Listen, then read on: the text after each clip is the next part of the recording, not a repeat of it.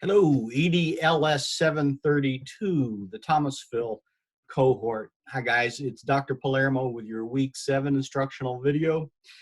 There's a little bit of a lag in time here. I'm going to be looking at CIIP Part A's soon, but as I'm recording this, I'm looking ahead to the next week and thinking about the readings that you have to do, the discussion boards that I hope you'll find are linked to your work, your evidence work in the CIIP, and just some general thoughts about the evidences and your readings in general.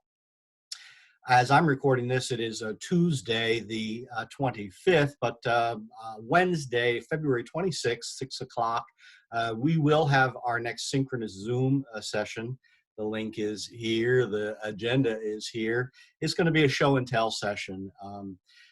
Shonda Ellis from East Cary Middle School is going to share her CIIP Part A in progress. What I've seen of it so far looks really pretty good, and I've asked Shonda to share that with you.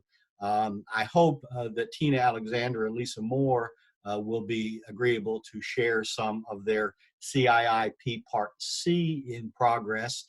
That's from a discussion board post in week 5. I'm pretty impressed with their work there and hope that they will share what they've done so far. And maybe we can talk about CIIP Part B, your next submission too, to see how that's coming.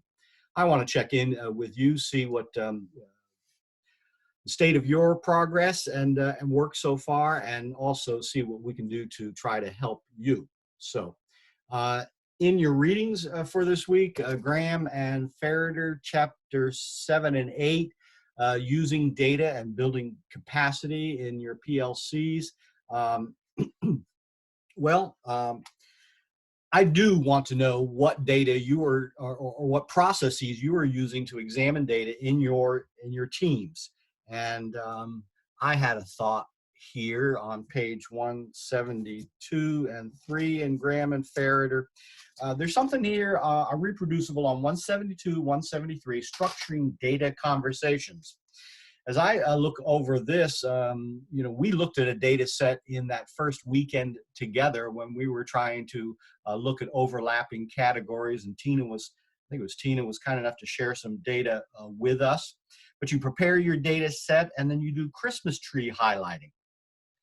Highlight green and red, right? The green for good, red for bad, or stoplight highlighting, determining a cut score, just picking a cut score, 85% for proficiency or 70% or whatever you're thinking about, and looking at scores above and beyond. That's one method, one process to use to examine and to discuss data at your building. So what tools are you using? There are a variety of tools here in page 158 through 62. They're described. 172 to 179 are reproducibles and a variety of different tools. Some may be helpful, some not. Again, on 172, that's what we did in class. We highlighted highs and lows, greens and reds. And so looking at a cut score and then determining how we doing here. Looking for outliers, in essence. That might be a simple answer to the discussion board post for week 7 on Graham and Ferreter. In Ainsworth, chapters 13 to 17 are all about curriculum planning. And again, how those plans get into the hands of teachers and what they do with them is really what this is all about. But chapter 15 in Ainsworth in particular has examples of unit plans.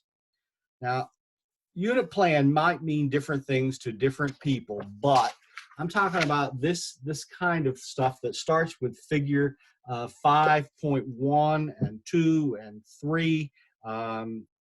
So West Haven, Connecticut, unit planning organizer for grade 2 science. So how does this kind of unit organizer compare to the stuff that is in your district, either in print or in electronic form for teachers? If they're not using a unit organizer like this, what are they using to teach units in your school? And do they have? So I hope that this is going to be helpful stuff for you to examine the documents that you need to for your curriculum audit, Part C. This one has essential questions and big ideas and Connecticut state standards. Do your unit planning guides available for teachers have essential questions? Is there a pacing guide? Is it linked to standards? And then further, you might ask, are there instructional materials? Are there activities suggested? Is there differentiation suggested? Unit planning guides, how it compares to Ainsworth. And chapter 15, I think, will be helpful to you there.